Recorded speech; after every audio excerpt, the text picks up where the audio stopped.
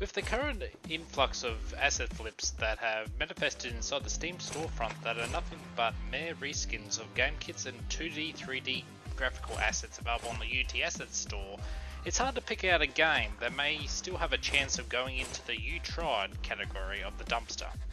Greetings, I'm Coburn and the game I'm reviewing is the one on your screen right now. It's called Doll of Resurrection and it's available on the Steam store for $3.99 US. I should probably insert a screenshot of that listing here before I forget while editing the video, so here it is. Now with that out of the way, let's get on with the review. Now you may be thinking, what the hell is Coburn doing reviewing this? Well, one of the content creators that I follow on YouTube, called I Am Paddy Jack, gave this game the crown of brilliant trash, and I was interested to see what made it brilliant trash. I'll link to Paddy's video either in the top right of this video for you to check out later, or in the description below. And to be honest, I am surprised to see that, as the most recent waves of dumpster fire of asset flips were either Unit Z Battleground or other overused templates, which make it extremely difficult to pick out games that have at least a sliver of originality attached to them. So that's a point to the developer of this game for at least trying to make a game, air quotes, using a different engine that has some originality. The story goes that you play as a discarded male or female, yes, you can play as either gender, which will make many people happy, sex doll that is seeking its revenge on mankind. Well, okay, at least it makes some sense that unlike the dumpster fire of asset flips. Moving right along. You'd think this would be a simple collect the stars and go to the exit game, but there's actually some challenge to this. To be honest, if you're still watching, you'll see me failing a lot. This is not because I completely suck at video games, but the controls in this game are very awkward. Couple this with the fact that you go flying away when you respawn due to how the ragdoll handles its physics, and they glitch out upon respawn, and it can be very frustrating to control. Sure, you can only pivot or limp around while grounded, and in some levels you must mash left or right mouse buttons alternating while doing so to fly upward, but this is not what the on-screen prompt says to do, as the on-screen prompt says you have to hold down both mouse buttons at the same time. At least the game is very forgiving with the retries. I died about 100 times on one level and it did not punish me for sucking. The game even says it's a hard game on the tin.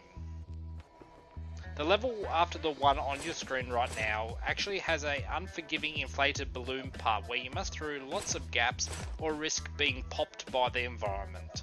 In addition, some of the hazards can be very annoying to get past in the game world. Paddy Jack had lots of trouble getting past level 2's fire hazards, which literally burn you to nothing, complete with visuals of the doll being burnt up.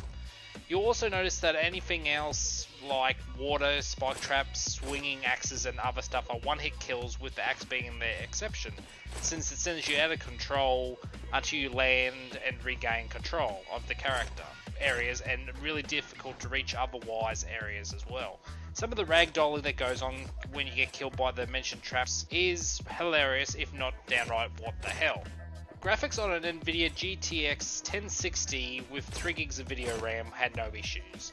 There was a few times where I had the game lock up or it would just play the music, but the video would just be stuck on the last rendered frame. This was a known bug with the game that the developer at the time of writing this review has yet to address. Otherwise, the game looks pretty good for its graphics, and while I am unable to verify if this is exactly what the purchased Unreal Marketplace assets would look like, it does at least have some sort of consistency, even if it's just at shade level.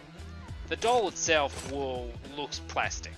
Apart from the male doll's awkward boner and the female's always open mouth, apparently she loves the baguettes or something, there's nothing really much else to say apart from the actual object that you play as.